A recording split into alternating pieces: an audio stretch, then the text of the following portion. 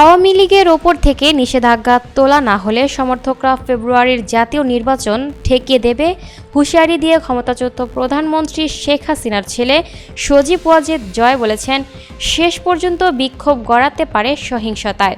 মানবতাবিরোধী অপরাধের মামলায় শেখ হাসিনার রায়ের আগে রয়টার্সকে দেয়া এক সাক্ষাৎকারে তিনি এ হুঁশিয়ারি দেন।